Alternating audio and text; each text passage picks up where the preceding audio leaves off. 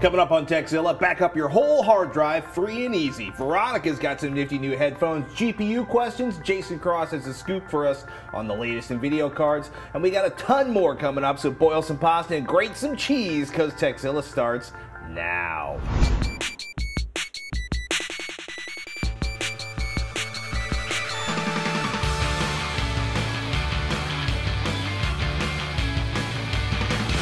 This episode of Tekzilla was made possible by Dimdim, easy free web conferencing, Squarespace, and the National Fight Against Drunk Driving. Over the limit, under arrest. I'm Patrick Norton. I'm Veronica Belmont. Welcome to Tekzilla, hands-on reviews of the latest tech and how to make the most out of the gear you already got. Whether you're a beginner or tech support for your friends and family, if you've got a question about tech or the scariest coffee near the Newark International Airport, we've got an answer for you. At least this guy does. Yeah, we're not going to talk about that. And if we don't have an answer, although in this case I have an answer, we'll track down someone. You did bring me a Dunkin' Donuts Dunkin' Donut, though. If you find yourself Dunkin' Donut. If you find yourself taking a 5 a.m. flight out of Newark International Airport, aka EWR, two things. One, TSA doesn't open the gate until 3:50 a.m.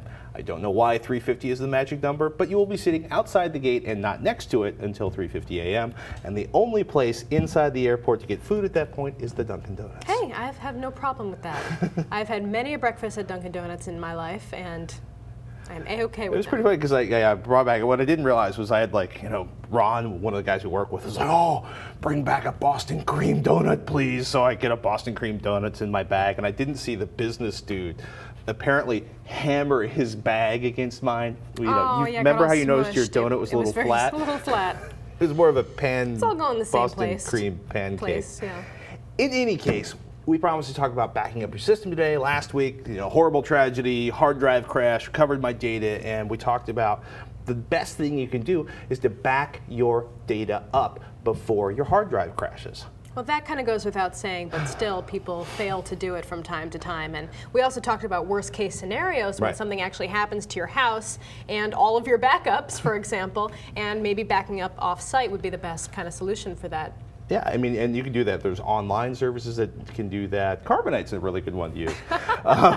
But yeah, or swapping hard drives with somebody, you know, mailing a hard drive to your cousin or whatever it is. But look, one of the quickest and easiest strategies is to simply image the drives inside your Mac or PC. Great time to do this when you have a freshly built machine, all your apps are installed, it's perfect, you got all the apps, all the new drivers, all the settings configured the way you want. If you create an image of that drive, you can quickly and easily replicate it onto like the 800 systems you're rolling out in the corporate office, or just get a new hard drive up and running quickly in your notebook or desktop, or if you're doing the Windows thing and you find yourself having bit rot where your machine for no reason starts to slow down over time because DLLs get patched and things get strange, you can quickly zap a fresh partition onto there, basically a fresh copy, a fresh image of your operating system and your applications, and get things up and running again. Now, for someone who may not know any better, is this the kind of thing that you can do where, say, something happened to your laptop and you're trying to save all the data off your drive, but the laptop itself is unsalvageable? Right. Could you then take that disk image and put it onto a different laptop, or would everything have to be completely the same? Well, one of the issues what you run into, operating system requires specific drivers, it kind of configures itself, and then there's also the issue of maybe you've got you know, do you want Windows to call Microsoft and decide whether or not you've stolen the operating system? Security in there. So if you have, in a lot of cases, if I take a hard drive, if I take a hard drive out of PCA and I put it into PCB, if PCB is all the same exact components, it should run fine. If PCB has like a different graphics card or a different chipset, the hard drive, the operating system's going to start booting and it's going to freak out and usually panic and stop. But you can make two separate images, one of all your applications and everything and one of your files, and just move that on, right? Well, that's my favorite thing to do, is to have the operating system and the applications on one partition on the drive, and then basically all of my data on the second partition. Okay. And that way, like, I can blow out the first partition, and, you know, because like bit rot's like the worst thing on Windows. Like, I usually rebuild the system every 6 months. If I image it, I don't have to reinstall all my software. I basically just zap the image on from an external hard drive. And if the data's on a separate partition, that makes it a nice clean place to back your data up front. Fantastic. Well, that sounds like, you know, pretty easy thing to do, and it's going to save you a lot of trouble down the line. Best of all, it's free. Yeah. You can start, the most basic version of these programs are super free. Disk Copy, actually, will be the first one we'll talk about. It works great for Windows. Carbon Copy Cloner is our favorite free tool for imaging OS X machines. Carbon Copy Cloner actually offers a lot of features for OS X that you have to pay money for to get on the Windows software. It's really simple. You basically create you take an ISO file, you create a boot disk, you run the boot disk, you identify the partition, you identify the drive you want to copy to, you hit a button, it copies the data, and you're pretty much done. Excellent. Unless you're setting up for, you want this specific file and that specific file and not that file, or you're setting up incremental backups, but that's something for you to discover when you're running the software at home. I think I'm going to go Carbon Copy Cloner over Time Machine these days, because I have been historically using Time Machine, and I'm just really not happy with it. Do you trust Time Machine? I don't trust it because I've had drive issues in the past, and it didn't help me, and I've seen it not help other people. It's pretty much... It's a piece of stuff. It's a piece of stuff. It's a piece of stuff, and so I think I'm going to, you know, go back to using Carbon Copy Cloner for making backups and it does disk really images. nice incremental backups. And then you can set up your separate partitions, and you have your happy data partition and your happy operating system partition. Although I might just buy a new laptop. Ooh, I might just start from scratch. One of the this cool point. like aluminum ones that's built out of joy and hope and rock. Yes. I think I'm going to go in with the 13-inch MacBook Pro.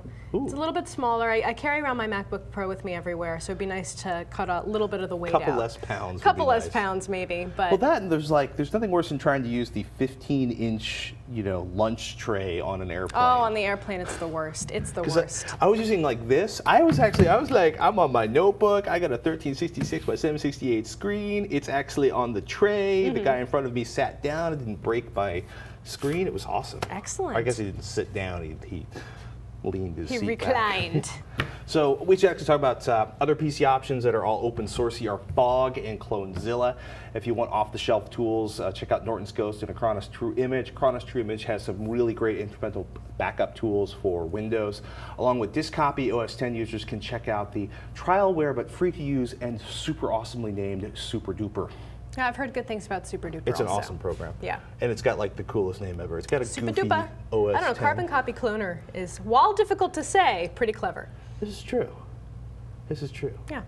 Hey, still to come, video cards, what's hot and what's not, with video card guru Jason Cross. But right now, while we've got your attention, it's time to thank one of our sponsors, and here to tell you more about Squarespace is our delightful PA, Annie. Hi everyone, it's me, Annie. If you want to create a kick-ass website or spice up the one you already have, look no further than squarespace.com. With Squarespace, you're not limited by cookie-cutter designs or clumsy code. You have complete control over the look and feel of your site. Now, last week I got the idea to make a website that aggregates just the uplifting, empowering, happy news stories from every cycle, and called it Just the Good News. With Squarespace, I was able to set up a simple interface where I repost all the good news that I come across, along with category indexes so viewers can browse the stories based on type. Medical miracles, tearful reunions, heroic feats, stuff like that. From there, I wanted to create a few different ways for people to subscribe and participate. So I set up a contact form for feedback, an RSS option, and links to Twitter so that visitors can receive a little sunshine in their media feed if they so choose. What's great about using Squarespace is that you don't have to deal with a single inch of programming code or any third-party plugins ever. Everything you need is right there and can be accessed or changed with the click of a mouse. No code, no headaches, no experience necessary. Once I've set up the site, I can track what content is most popular, where my views are coming from, and who's subscribing. Better yet, you can sign up for a free trial today at squarespace.com. And for all you Tekzilla viewers, using the code TEKZ, that's T-E-K-Z, gets you 10% off the whole lifetime of your order if you sign up for the paid version of Squarespace. All that, plus the satisfaction of keeping Tekzilla on the air. So if you're looking to start a website, you definitely want to check out squarespace.com first. Welcome to this week's freebie download pick, a free program that we find useful, fun, or incredibly interesting. This week, GFI Backup Home Edition. Backing up your hard drive is something we take very seriously, even if backing up a drive full of data, photos, music, and fun can be a real pain. GFI Backup Home Edition makes it easier to do with a wizard-based interface that can walk anybody through data backup and sync in a flash. Just select Backup, Restore, Sync, or My Tasks, and you'll be walked through the steps. You can back up folders, or even have GFI Backup search for common file types used by media, productivity, and financial applications, and have those backed up. You can direct backups to a local drive, a CD, or a DVD disk, a network drive, or if you're skilled, an FTP server. GFI Backup Home Edition is just about everything you could want in a backup utility, including regular scheduled backups. So if you need some free and easy backup software, download GFI Backup. Closing in on the holidays, NVIDIA and ATI are probably ready to release a new crop of video cards onto the market. It sounds like a perfect time to get Jason Cross back, our resident GPU expert, onto the show to give us the lowdown on what to expect and to answer a couple of your questions. Jason, welcome back to the show, man. How are you doing? Good, man. I got to ask first, we know you from extremetech.com. Yes. Ziff Davis pulled the plug on that. Where can... Sort of. It's still there. It's just nobody who used to work at it works there anymore. Well, the important part is where can people find your work these days?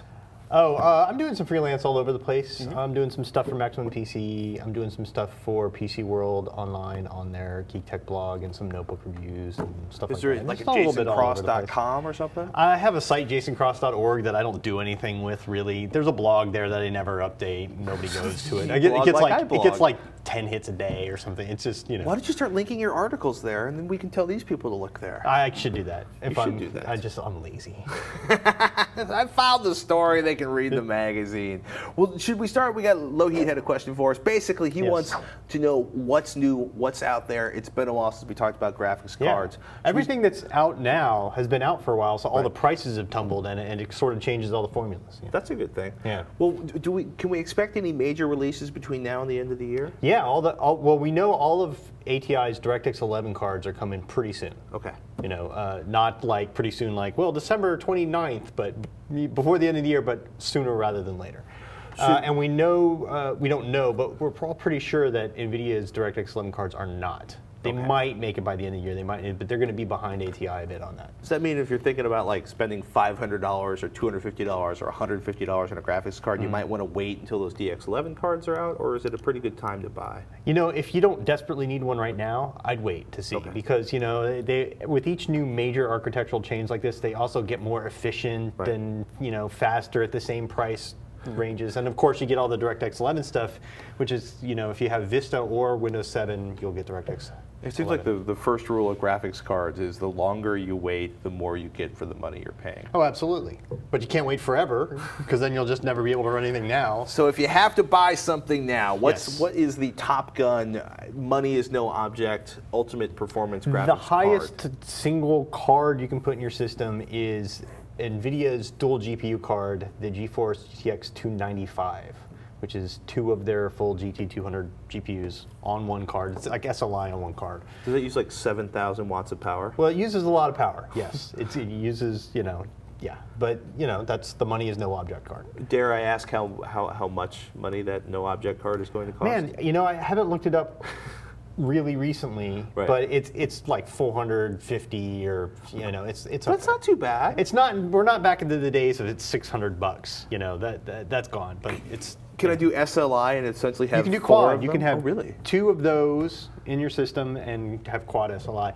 You get a lot of diminishing returns after 2 cards. 3 cards is not much. 3 GPUs. I'm sorry, it's not much more than 2, faster than 2, and 4 is really not much faster than 3. So that's probably overkill. Unless you just want to build the fastest system and have all the money in the world, which some people do. Some people do. For those of us who are a bit more of a budget, best card at $250 or less. $250. You want either the Radeon HD 4890 or the GeForce GTX 275. Those are the best. Those will both be between $200 and $250, depending on the brand and all that other stuff. And they kind of trade off performance wins in different games and stuff. Those are pretty much the sweet spot for the high-end gamer. Yeah. Stepping down to $150 or less.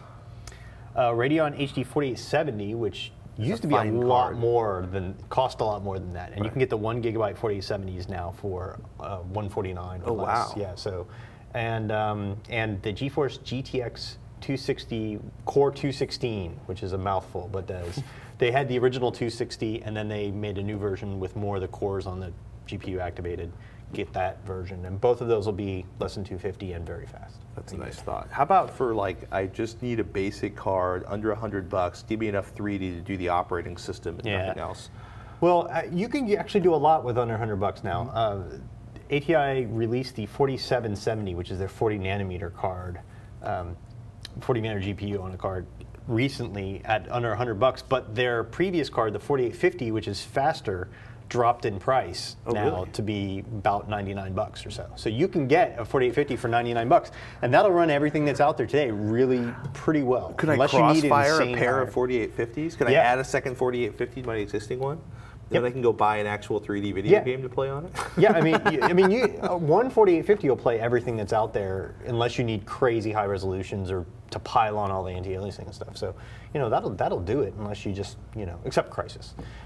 That'll do all the other games just fine. I can't afford Crysis anyway. Hey, we got a question here from Alan in Ann Arbor, Michigan.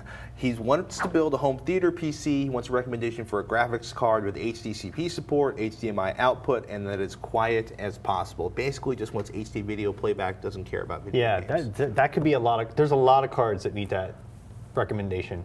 And it's really hard to pick one winner. Really what you want to look for in a home theater card is you want to get something relatively low end and inexpensive, because the high end cards use a lot of watts, the fan spins up and all that other stuff. You want a low power a weak power supply that's going to have not a lot of heat, not a lot of fans going. Passive cooling on the graphics card. Passive cooling if you can get it, or there's a lot of cards like there's versions of the 4650 and stuff like that out there that have a big giant fan on it instead of the original single slot cooler they used to have. They have a big 2-slot cooler, and they're made for that sort of thing. You want to look for that. You want to look that they have an HDMI output, and you want to make sure it's one of the newer generations of cards, because the new generation cards do better audio pass-through and all that other stuff. So you want to make sure it's a 4000 series card from ATI, or one of the 9000 series, or the GTX 250 or something like that from NVIDIA's. Because it would stink to buy like a sub-$100 graphics card and be like, okay, I've got this amazing MPEG-4 acceleration, and then realize that you have to jury-rig your audio connection from your home theater. Exactly, and they've been putting HDMI ports on the back of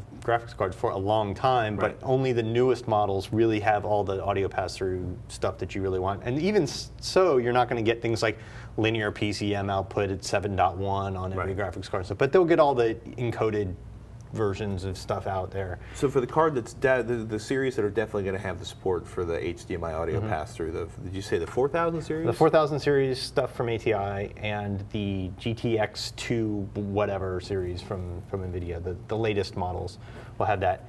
And the last thing you have to worry about is don't worry about how powerful a graphics card it is for 3D stuff, because they have separate video decoding blocks that handle even the lowest end models. Even the $79 cards will decode that Blu-ray stuff just fine. Yeah, something that may actually crush your processor is not even going to cause these things to blink at all, which is kind of amazing. Exactly. Got time for one more question? Absolutely. Okay, so we've got Cam who says, I want to know how to set up a system for PhysX using a second or third GPU, namely ATI 4800 series, like 4850. We have to crossfire 2 more cards, just have them installed with no crossfire ribbon. Will 2 4850s crossfire with a second card busting performance and also do PhysX? Are there special drivers I need? How can I make that happen? The answer is, unfortunately, you just can't do it. You can't do the PhysX acceleration thing is completely an NVIDIA solution only. NVIDIA bought PhysX, and they made the PhysX acceleration stuff go only on their cards, and it's part and parcel with their thing. So you need a GeForce card to do PhysX, and you can do it with just one card, and it'll do the PhysX and the graphics. Or if you have 2 cards and you put them both in there and do the SLI thing, if there's no PhysX, they'll both run the graphics, and if there is PhysX acceleration in that game, one will do the PhysX and the other will do the graphics, and you're fine. It does all that stuff automatically. Does ATI have any kind of equivalent to PhysX? No, they don't. Do you care about PhysX? I mean, PhysX was like, you had to cover it at one point because it was like everyone was asking, what about PhysX? What about PhysX? But it seemed like there have not been many games where it really makes a big difference. Though, it's a good thing you brought it up, because the new Batman game, Arkham Asylum, has cool PhysX support. Has some neat stuff. Does some neat stuff with some cloth and things flowing around and dynamic fog and stuff like that. That looks really cool. And NVIDIA is going to be running a deal where many models of their graphics card, if you buy a card, they'll give you a download code to download the game for free. Oh, that would be really cool. Yeah, so that's a nice little perk, and the physics on there makes it look a little better. It's a little better looking than the console versions. So for the physics, is that even on the inexpensive NVIDIA cards, or just the more high-end cards? Any card after, I think, the 8 80,000 series, the 8800 series end up. I think it's maybe not on like the 8400 or something. It might not be supported on the lowest end of the. All the modern ones support the physics stuff. And of course, you want a little bit of a beefier card if it's going to run the physics and thing. And you were asking, like, do we care? You know, there's a couple of games out there where it looks a lot better. If you're looking forward to Arkham Asylum, it might be a good time to go for physics. So maybe all this stuff is going to end up being more cross-compatible once we start seeing OpenCL and stuff like. Maybe it'll get ported to that. We know Havoc, who makes the other physics middleware that's very, very popular out there. They've been doing some work to port that to OpenCL, so it'll run on any graphics card, you know, eventually. But that's all really early stuff. Like they show at trade shows. It's not, you know, they haven't really announced anything. So in general terms, you like the idea of physics. It can, if utilized in a game, do things to make the game prettier. It is not a sort of decision It's breaker. one of those things that I think is, if you've got an NVIDIA card, then this is a nice perk. This is a nice extra thing. But it's not the kind of thing that I would say, that's going to make me have to go buy an NVIDIA card. I'd still make a decision. Although a copy of Arkham Asylum, if you're looking for a free copy of Arkham Asylum, if you're looking for a new graphics card, might tilt you towards NVIDIA instead of ATI. Yeah, that's free games is a great bonus, especially if it's a really hot game, and especially if it's something like this where they announce they're going to do this just before the game comes out. The game comes out this week, so instead of doing it after you've bought the game. Yeah, exactly. You know, which happens all the time. Jason Cross, ladies and gentlemen, he is our resident expert on computer graphics, GPUs, all that good stuff. He's going to be talking to us, well, in the future. And hopefully you're going to come back soon, right? Yes, sure. Should we ask you about anything you're writing about for any of the magazines, or is it all secret under wraps? A little bit secret under wraps. So I'm going to be doing, I think, a Zune HD review for Maximum PC, but that's coming down the line too. We all know that's not coming out for a couple weeks. So. But it's so shiny. Other than that, you know, I got a stack of laptops and things. Really? Nothing really like cutting edge. Like you're gonna go, oh my God, that's a future thing that nobody's heard of. I'm not doing any of that stuff. And if I was, I couldn't tell you. So, yeah, you couldn't tell us about it. JasonCross.org is generally a wasteland devoid of new content. What about your Twitter account? I do Twitter. I tweet at JasonCross00 because Jason Cross was taken. So JasonCross00 is my Twitter, and I tweet every now and then. Do you tweet about the new stuff that's coming out? I do. I tweet about all kinds of stuff. I can verify that. I follow Jason. You should too. Jason, thanks so much for being on the show again. Thank you, sir. You got any more questions about components, people, email them to us. We'll get Jason back. And actually, Lloyd Case from Extreme Tech is going to be joining us in a couple weeks to talk about some of the new CPU happiness. Right now, though, coming up next, Shure's making headphones. They've made microphones for 1,000 years. They made earbuds a couple years ago. Now they've got headphones. They look like Sony's, but do they sound a whole lot better? Veronica Belmont's going to tell you all about that in just a moment. But first, let's thank one of our sponsors, Dimdim. Dimdim is a powerful web conferencing tool with no hassles. It's super easy to use, built on open source, and 100% browser-based. No software required. It's so simple. Just start a meeting in seconds and tweet, IM, or email your meeting room URL. Your friends can click that link, and in seconds they're in the same web conference room sharing your computer screen, documents, whiteboards, and they can even see and hear you via your webcam. Host, attend, even record your events with no download required. It's all browser-based. Best of all, Dimdim is free. So I pay for web conferencing when there's Dimdim for free. Plus, we'll be soliciting questions through Dimdim during a live taping of Tekzilla in October. That's right, you can ask questions that could be used right here on our show. So head on over to dimdim.com/Tekzilla, and you can sign up for Dimdim in just 15 seconds. Please support Tekzilla and join the more than 3 million people who already love Dimdim. Looks like it's time for another website we just can't get enough of. A website that we just can't stay away from because it's too useful, too funny, or just too darn irresistible. This week's pick, Citysounds.fm. We've talked about a lot of different ways to discover new music online before, from Pandora to Last.fm, Muxtape, Rest in Peace, to Blip.fm. But there's a new kid on the block that helps you see what people are listening to in cities all over the world. Now, it's just in its infancy, but Citysounds.fm is promising in a few different ways. For one, the design is really cool. The most popular cities are listed in order, and popularity is determined by how frequently a city's link is tweeted. The music itself comes from SoundCloud, a music file distribution site for artists, labels, and other music professionals. To listen, simply click on the name of the city you're interested in, and a drop-down of recent tracks appears. Clicking on the More from Brooklyn, for example, brings you to the city's page, where you can see the top genres, shuffle the top tracks, and see what Twitter users have posted about that city. Techno seems to be the predominant genre on the site so far, but I'm sure as more users start adding content, the genres will broaden. All in all, it's a really interesting concept that's very beautifully done, but it has a long way to go before it competes with the other big music sites. But check out citysounds.fm now to find some really original, locally flavored tracks that you may have never discovered otherwise. Plus, you can say you were using it before it totally sold out. Shure recently released a new line of headphones, and I'm actually pretty excited about them since I'm such a big fan of their in-ear buds, like the SE530s, which are my precious, precious babies. The headphones are under their Pro Audio line, and they're marketed towards musicians, DJs, or anyone else in need of a good monitoring headphone set that aren't going to break the bank. There are 3 different headphones, the SRH240, the 440s, and these here are the 840s.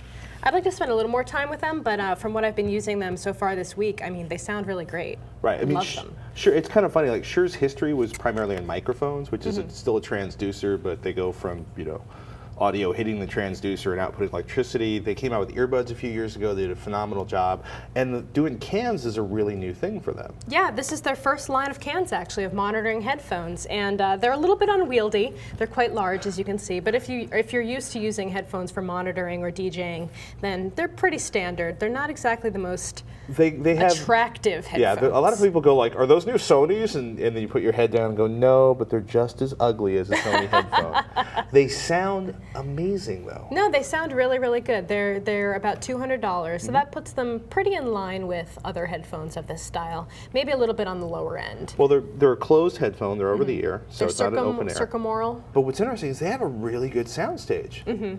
Yeah, there's a lot of space when you listen to them. It's an airy presentation. An airy presentation. It's not like something you would get with earbuds like these. No. I mean, you can't really get that same sense of depth of field in your sound stage. Look at all these audio buzzwords we're throwing around. Audio buzzword bingo. Yeah. Well, we can talk about some other things about them. 40 ohm 40 ohm impedance. Which actually surprised me because I drove them against like my buyers, which I live in, my DT770s, and these have some kick to them. Even being played off an iPod or an iPhone, there's very little resistance in them, so that little tiny bit of power that's in your iPod goes a lot farther towards just driving a whole bunch of audio into your ears. Yeah, they have really nice bass response too. I mean, they just sound really deep and velvety when you listen to them. I don't know if that's on buzzword bingos, but it is an accurate term. I didn't even know how to really describe it. Yeah, they just sound very warm. They sound really good when you have them on your head. They're comfortable for me. I have a small head. I don't know how comfortable they were for you, but I felt the headband needs some work. The headband for you was not very comfortable? The headband, well, it kind of like, once I got the earbuds, once I got the cups over my ears, I felt like the headband was pressing on the very top of my skull. So. Maybe it's a big head thing. I don't know. I used to have the Sony MDR V700s. Everyone had those. Those were my favorite. God, those things are like $120 now, which is like amazing. They were $250 when I bought them. Oh, I have the MDR V6s, which were like 10 years before that. Oh, yeah. And they're still running. My Sonys were actually stolen off my desk at CNET like roughly 3 years ago. So I haven't purchased a new pair of monitoring headphones since then. Would you spend $200 for these? I would probably spend $200 on these for home use. I mean, I am planning on setting up a better podcasting studio at home, and I always use these headphones, or I bought that Creative Logitech Fatality gaming headset, so I use that because it is closed ear, so it's a little bit better for long-term wear. I'm just like envisioning you with that giant Fatality headset with the big huge. boom microphone sticking around. It is really huge. Your little tiny face behind it. It's pretty funny. Another good thing about these is that the ear cups are replaceable. So if something happens to them, if they wear them down, you can just, pull them off. You don't have to do the whole sock method. They actually come with a few extra pads. So that's nice, instead of wearing down the headphones and needing to get a new pair. I mean, you can always get replaceable pads, but it's nice that they come right with them. Yeah, and I actually thought it was interesting. Do you want to twist the cable off? I thought that was kind of a funny feature. Yeah, this is neat. It's got a little cable lock here. So you can actually swap in cables if you want to. Yeah. So you can pull that out and then it locks it into place when you twist it. But yeah, the cable comes in. It comes with a 1/4-inch adapter, as most monitoring headphones should anyway.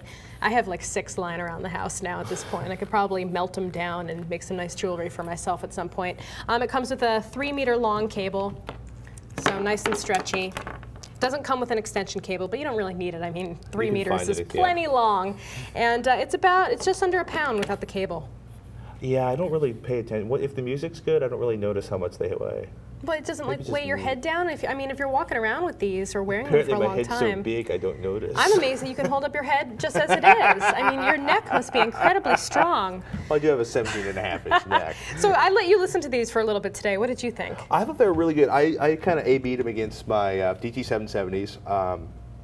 I don't have the 250 ohm, like the super cool guy DT770s. I've got the basic 70 ohm ones. Again, like if I plug them back to back in, there was a lot more volume coming out at the same volume setting, because I assume because the impedance is so low, because in theory, right, the buyers are more sensitive, they're rated higher.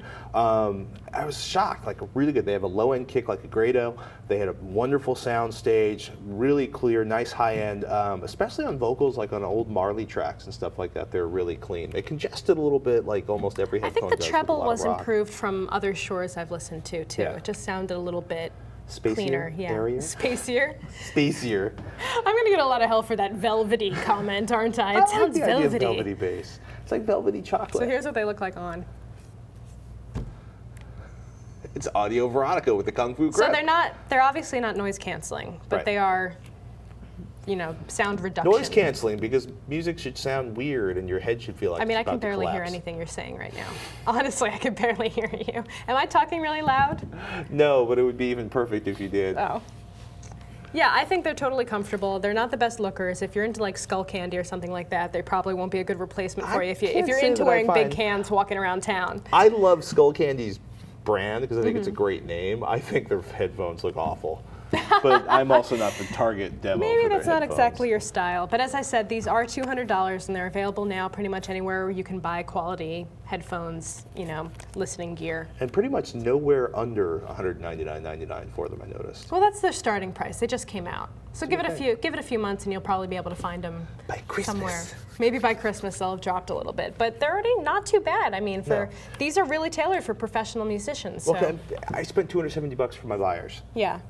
I would say those are as good and possibly better than my Beyerdynamics. Been a good deal, not bad. Although mine have velvety ear pads, not just velvety bass. You could make your own, I guess. You could put a layer of velvety on the inside. Coming up next, we're going to teach you how to knit your own headphone cozies. No, we're not. We're going to actually do your viewer questions, but first, let's take a moment to thank one of our sponsors, the National Fight Against Drunk Driving. Far too many people do not understand that alcohol, drugs, and driving do not mix. The message is simple, guys. Drinking and driving, over the limit, under arrest. Don't put yourself or others in danger. Law enforcement officials will be out in force all over the country through Labor Day weekend, cracking down on drunk drivers. Beyond putting your life at risk, you could cost yourself a bundle of time and money. Jail time, the loss of your driver's license, higher insurance rates, and dozens of other unanticipated expenses from attorney fees, other fines, court costs, car towing and repairs, lost time at work, etc. What's more, drinking and driving is so easy to avoid. You can still go out and have fun, just plan ahead. If you're going to drink, designate a driver, call a taxi, use mass transit, or find some other kind of sober ride program. So please, do the smart thing. Don't drink and drive. we got an email from James who writes in, my obsessive compulsive friend comes over and plays dangerous amounts of World of Warcraft. He's a 20-year-old that totally gave up on his girlfriend, job, family, and friends just to reach level 80. For almost 2 years, I've been trying to find ways to block him from playing it. How about kicking him out? Lately, I've been kicking him out. Well, there you go, because he plays around 18 hours straight. Is there any way that I can block only World of Warcraft from my router so my friend can still come over? James. Wow. I'd be more worried that his friend wouldn't want to come over if he kept him from playing World of Warcraft. He's like, fine, I'll just go home and play. What else? I don't know, like, okay, I'm the resident recovering alcoholic. I think it's time to cut this guy off. You know what I mean? He obviously has an issue, yeah. He definitely has some kind of addiction problem with the game. I know nothing about that at all. Well, you're still holding down your job, and you have a relationship with a significant other. You actually do see the sunlight. You have other activities. You have your fancy parties and the things with the games and the Magic the Gathering or whatever that is. Game of Thrones card game. Excuse me, Game of Thrones. Get it right, God, Patrick. Anyway, it seems more like you need to have a little chat with him about how it's affecting his life and the people close to him. It definitely sounds like he's totally addicted, as I said. But to answer your question, yes, you can block WoW from working at your house. We'll assume that he's bringing over his own laptop laptop. Otherwise, you could probably just password protect your own computer and keep them off of there, or just delete WoW anyway. The port that you want to block is 3724. There are other ports associated with World of Warcraft, but those are mostly used for like downloading the patches and stuff, and they're also used for torrenting ports. So you probably don't want to block those. Just 3724 should be sufficient. So we've talked about getting into your router settings before, but there's a few different ways that you can go about this. Either you can block the port, that 3724 that we mentioned, or you can block the MAC address of his laptop. You probably won't appreciate that too much because he might want to get online for some other kind of reason. But yeah, we've shown the Tomato router before, the WT. Yeah, I always forget what the call sign for that box is. The Tomato router. WRT54GS. WD. I own like 3 of them. I should know. WRT54G. Yeah. But only the ones before version 5. But let's not even get into that. This, basically blocking that port, should put a halt to his wowing at your house at least, in which case he's going to start selling crack on the corner so he can afford the time at an internet cafe or however else he's going to access it. It sounds like he's, like... It's nice that he wants to spend time with his friends. He doesn't want to spend time with himself. That's like, you know I'm going to defend him now. You no, see that? It's awful. He doesn't want to spend time with his friends. Probably his parents won't let him play anymore, so he goes to his friend's house, uses his friend's internet access. Yeah, we need more info. We want to know what the straight deal is going on here, buddy. Tell him it's time. All right, well, our next email is from Carl. And Carl writes, I have many USB devices connected to my laptop, 12 connected, and 6 more I need to connect when I get another hub or card.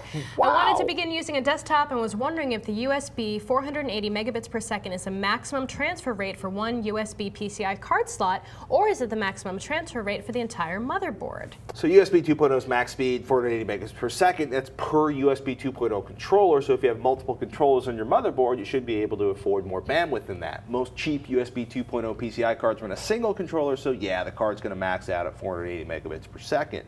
The more devices that hang off that card, either directly or through a hub, that's going to eat into that total, that 480 megabit per second total. If you want to dedicate one USB 2.0 bus for just high-speed stuff like an external hard drive, or maybe that gigantic 32 gigabyte card you use for your camera, yeah, you're going to need to pick up another USB 2.0 card. Now, here's the thing. USB 2.0 ports on a motherboard are typically controlled by a pair of USB controller chips, so you can have two 480 megabit per second sort of hubs running in parallel. So, example, there's USB plugs on the back of your motherboard around with all the other sockets on the back of there. That's like one controller. Then there's on the motherboard USB pins that you attach to the front of the case. That would be like a second controller. Read your manual. Trust us, it's worth your time on this one. RTFM. RTFM. Just in case, that way you know, and then you know whether or not you have two separate ones in your motherboard, or if it's time to start loading up all your... Too long, did not read. If her weekly appearances on Tekzilla aren't enough for you, you can catch more Veronica Belmont when she's guest hosting on the Dig Reel. Every week, the Dig Reel covers the top-rated videos from Dig.com, and this week, they've got the Techno Viking and a John Hughes tribute, complete with Veronica's very own 80s dance routine. It may be last week's episode. In any case, it's hysterical. You will giggle with glee and joy. And do yourself a favor, check out the Dig Reel every Monday, revision3.com/digreel. Oh, that was so much fun. You were doing the whole walk like an Egyptian and the whole John Hughes lunchroom crowd thing. Yeah, I can't do the walking thing. Kind of did it. The foot thing. I'm not very good at that one. But yeah, I did the walk like an Egyptian. We'd like to thank all of you who are still watching the show.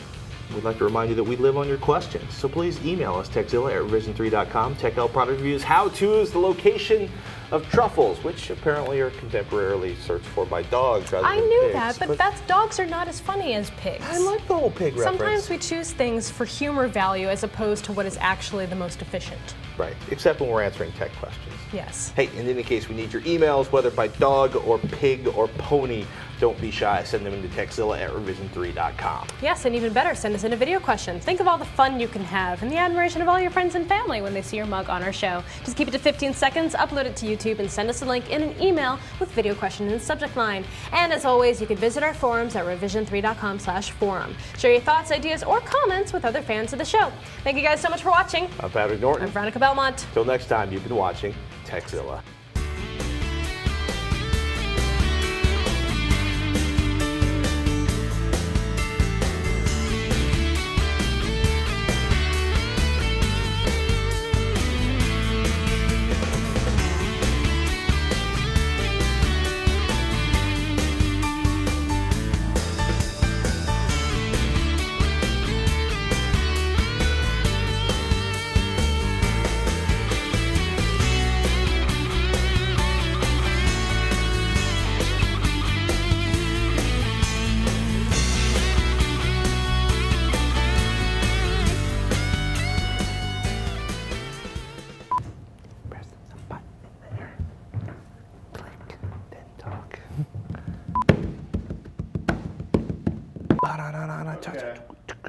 Hands-on reviews of the latest tech and how to get. What he said. You're from Jersey and you've never had disco fries? It's kind of like poutine, but in New Jersey. Every week the dig wheel cover you. I don't have to do a whole block. I don't have to be in that whole block. Coming up next, Shure heads up. They sure look good, but how do they sound? We'll sure have the answer for you. Surely. In just a minute. We've all been tainted by Tom. Host attend. Three. Host starts. Host attend, even record your events. Host attend.